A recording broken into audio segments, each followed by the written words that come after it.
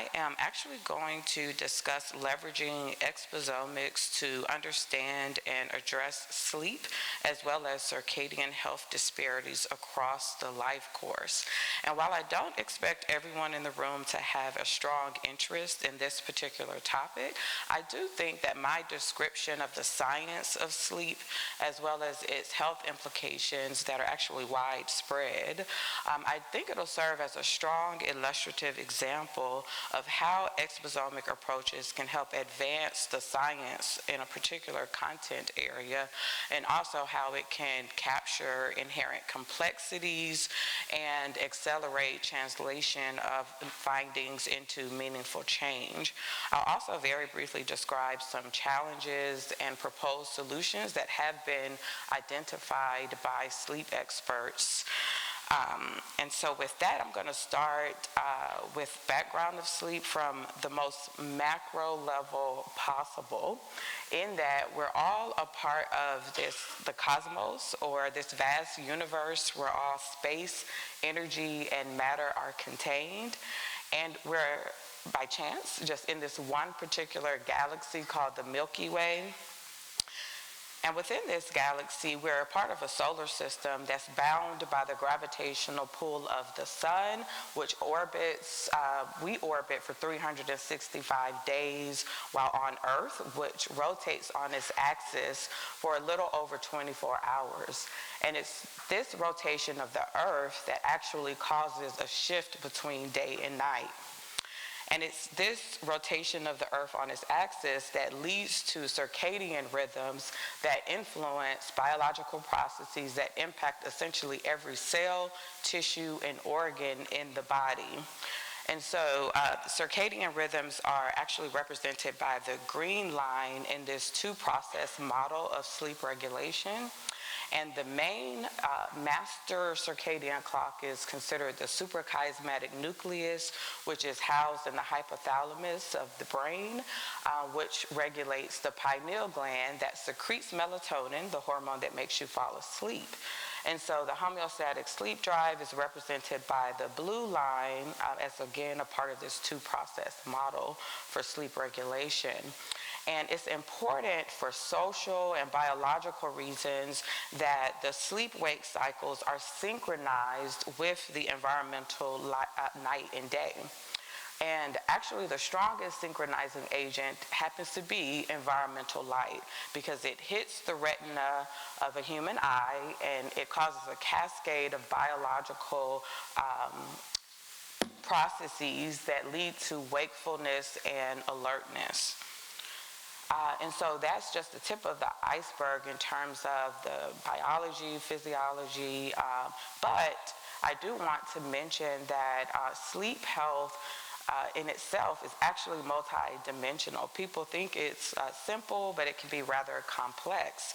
For instance, it entails adequate duration, so at least adults need at least 7 hours of uninterrupted sleep within a 24-hour period.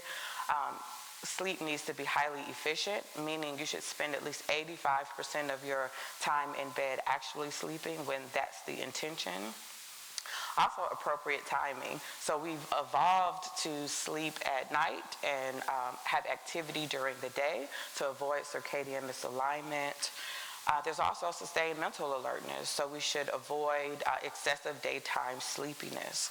And an individual should generally be satisfied with their sleep. And all of this should occur consistently in order to optimally promote and maintain health and well-being. And all of these dimensions are independently important for health, and even in the absence of a sleep disorder like insomnia or obstructive sleep apnea, typically among individuals and populations, there's room for improvement. So that has important public health implications.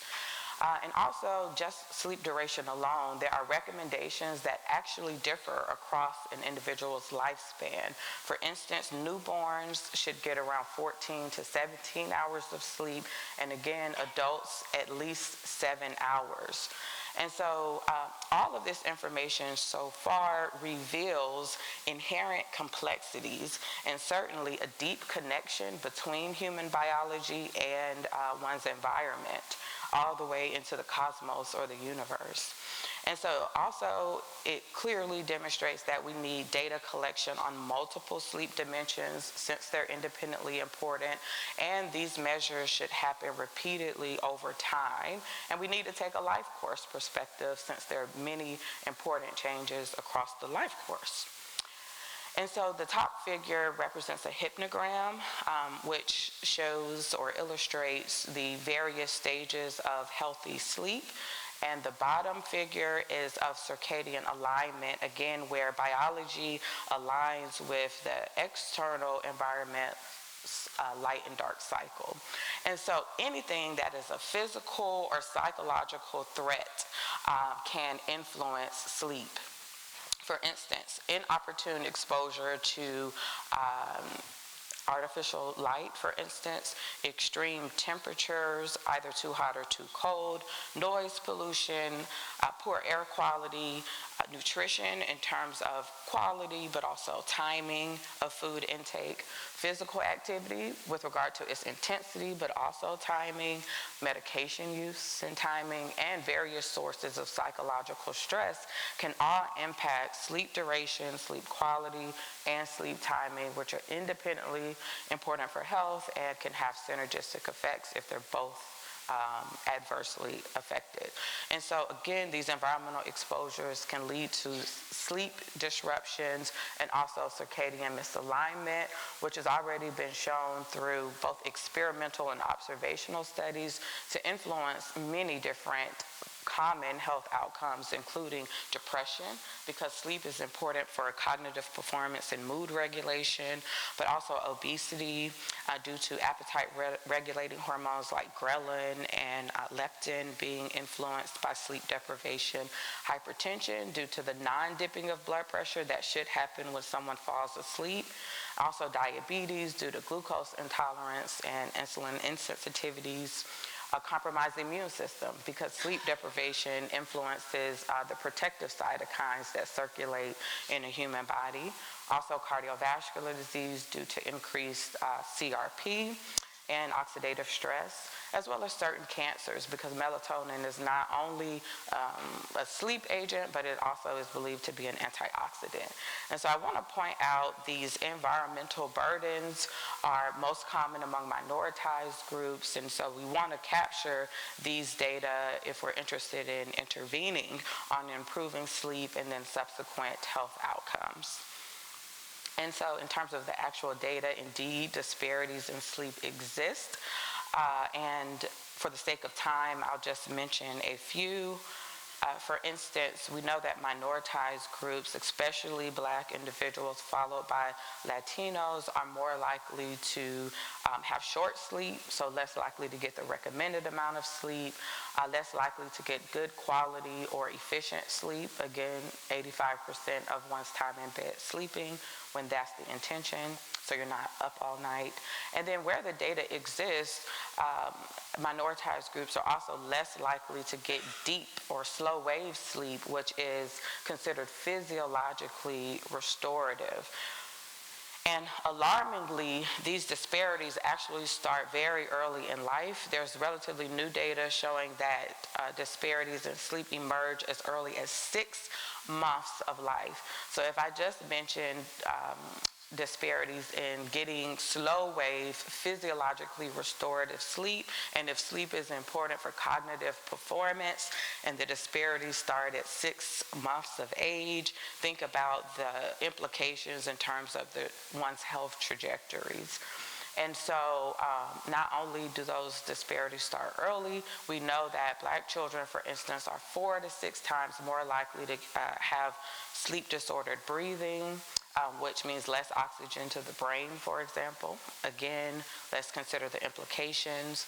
And these data, which Dr. Gilman was a part of, or spearheaded, shows that Black children are over 3 times more likely to be short sleepers compared to their white counterparts, and Latinos have a 2.5 higher odds as well.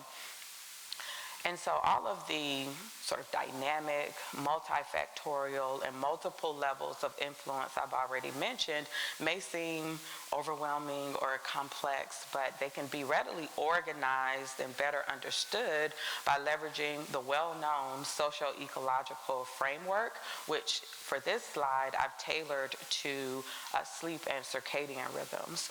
And so I like this framework because it shows that individual level behaviors like sleep are influenced by upstream factors like where the person lives, works, or engages in recreational activities. For instance, a person's work environment, if they're a night shift worker, clearly can contribute to circadian misalignment, leading to physiological dysregulation that can contribute to a host of poor health outcomes. But not only are social determinants of health in terms of the physical and social environment important, but they are influenced by even more upstream factors like globalization. So we now have a 24-hour society. There's many people here from New York, the city that never sleeps. And also, we know that structural racism, as we've discussed throughout this symposium, is considered the fundamental cause of variation in health and disease. And so that also somehow should be measured. But so you see that this figure, I hope, is comprehensive because it even includes the ecosphere, because atmospheric pressure, for instance, is important or influential on pulmonary health, which is important for sleep because you have to breathe while you're sleeping, for example. And obstructive sleep apnea is very relevant to pulmonary health. And so I have here a depiction of the entire research spectrum from T1, or basic science, all the way up to T4, so it could be population or global health.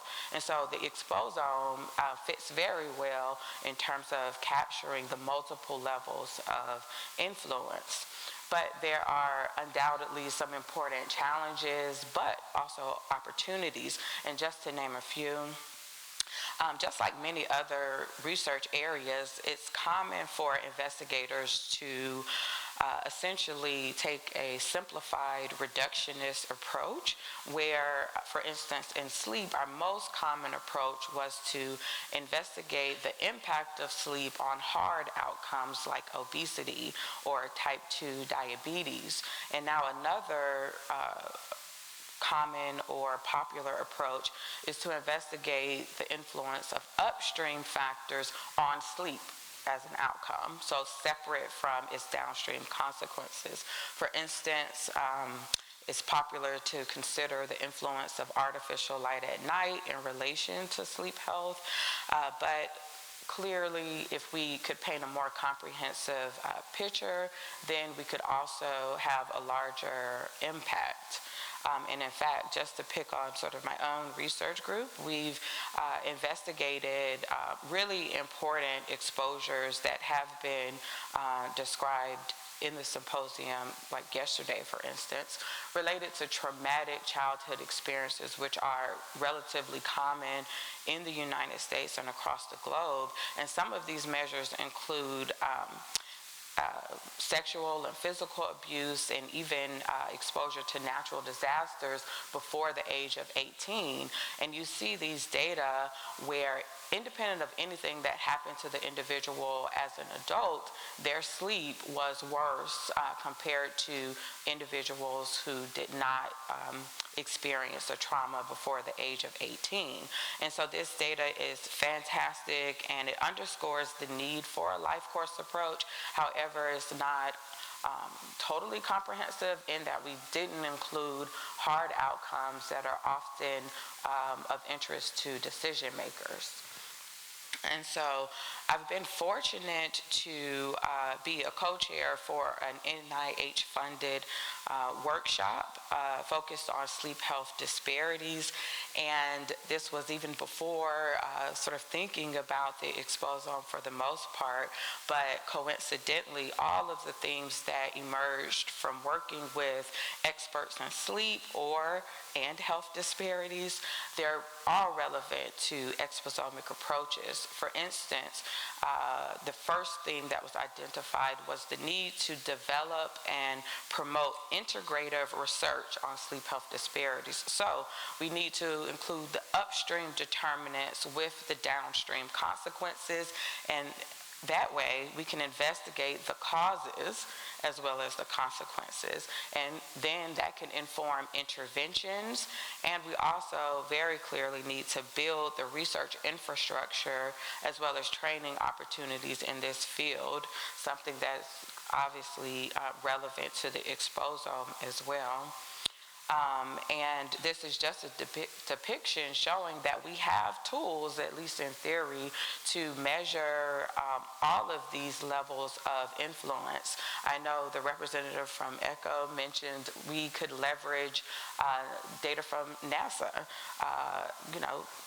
Imagine including atmospheric measures, which is relevant to pulmonary health and sleep, combining that with omics data to look at, let's say, real-time biological responses, or imagine also including social determinants of health and measures of the manifestations of structural racism, for instance.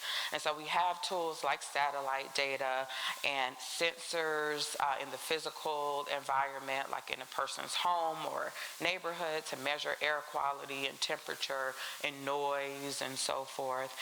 Then also clearly wearable technology. Most people are aware that it measures physical activity and sleep, even in like Apple Watches, which are very sort of prevalent in society. And so geocoded data could also sort of combine a bunch of various characterizations of the environment to make up, if you will, an exposome that includes the external environment along with the internal. And so coincidentally, around this time, without formally considering the exposome, experts in sleep convened a workshop to talk about challenges and opportunities around big data, and especially centered around data harmonization. And so this is highly relevant to the exposome because there's a lot of overlap in the concerns. And I'll also mention before discussing this particular workshop that at the same time in 2022, I chaired a workshop at the World Sleep Society focused on the exposome to consider points of synergy between sleep and its interdisciplinary nature and needs. And Gary Miller was the speaker who discussed the internal exposome, and I do think that it had an important influence because it was considered a theme for the Sleep Research Society in the United States the next year, in hopes that people would submit symposia or posters. And so with regard to this workshop and data integration, the objective was to foster innovative approaches for multidimensional data integration and to develop informatics infrastructure that could support multi-site collaborations.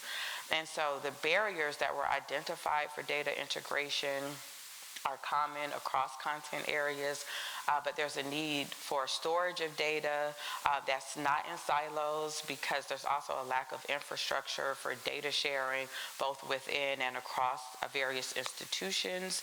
There's also a lack of information about the methods and conditions surrounding data that's collected, and so we need better metadata, something that the exposome influencers or pioneers think of very often. And even in sleep, there's a lack of standardized terminologies and structured vocabularies, or also known as ontologies, that many people have described during this symposium, including Dr. Juarez. And it's actually quite challenging because we rely on physiological and molecular measures, and depending on the research interest, you could use a 5% oxygen desaturation or 10%. And so standardizing to sort of core data elements is an important concern when thinking about operationalizing this type of research that is highly relevant to the exposome, even if the term isn't being used yet.